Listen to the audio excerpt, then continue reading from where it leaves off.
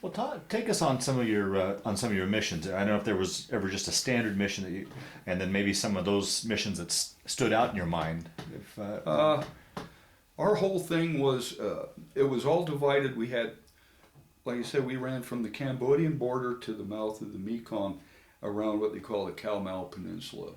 And that's where the infamous Yumen Forest is. And so most of our area was not friendly. We had up one river, up the Son and Doc, we had a Vietnamese base that had 4 Army advisors.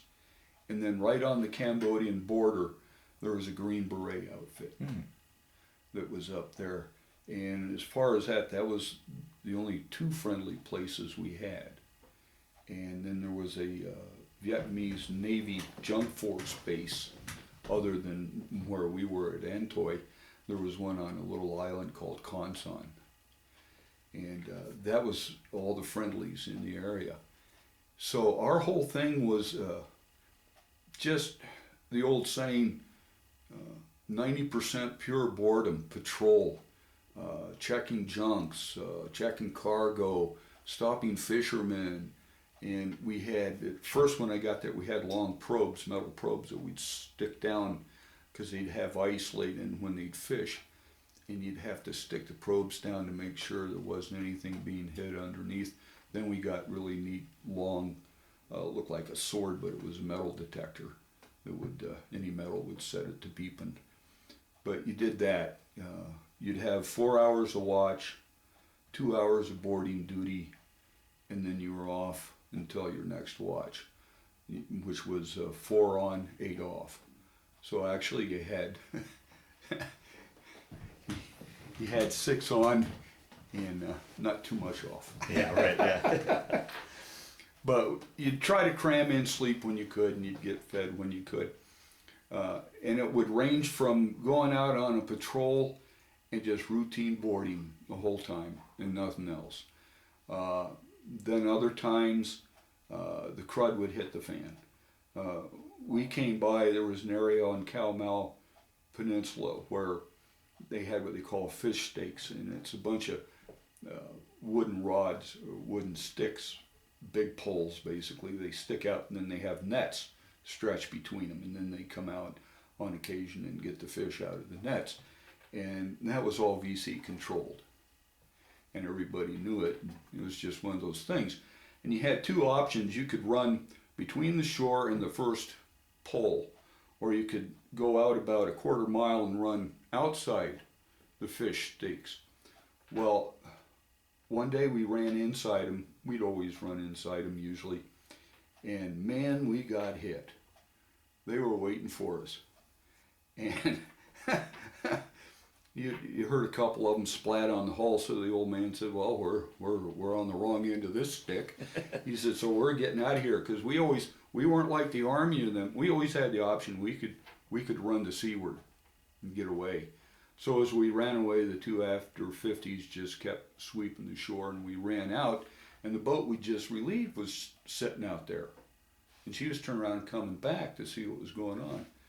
And we rendezvoused with him and said, man, did you see that? And Skipper said, yeah, they were really pissed. He said, I guess we shouldn't have pulled those nets yesterday. Yeah, they were a little pissed. Yeah. But it was stuff, with stuff like that. It's just, all of a sudden you just snap. And another time we got a call from the junk force, and they were wild and frisky guys.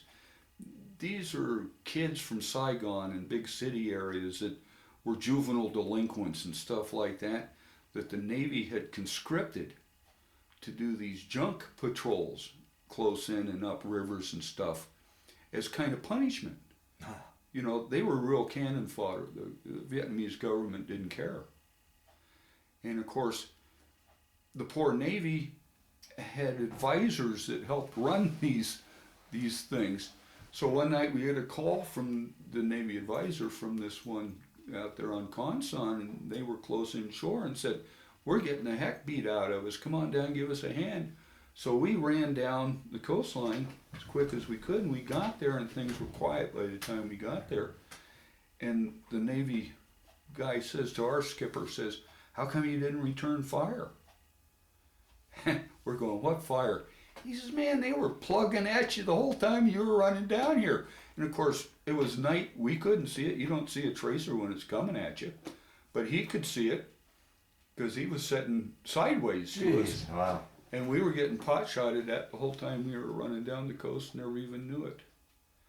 And knock on wood, the Coast Guard, the whole year we were over there, I think we only lost three or four men, and not that many wounded. We had one MIA. Little known fact that the Air Force and the Coast Guard had an exchange program with chopper pilots for search and rescue. And we had Coast Guard pilots who used to fly the Jolly Green's rescue choppers in Vietnam with the Air Force. And that was a little close secret that most people didn't know. And one of those choppers went down, and that was MIA. And they finally found him maybe 6 years ago, found his remains, but Coast Guard even had an MIA. And we had guys with Bronze Stars and stuff like that. Because just before I left, knock on wood, they were starting a program. Each 82-footer had a 16-foot Boston Whaler on it. And they were taking these Boston Whalers and then taking a M60 machine gun and running up rivers to find tax stations and shut down tax stations.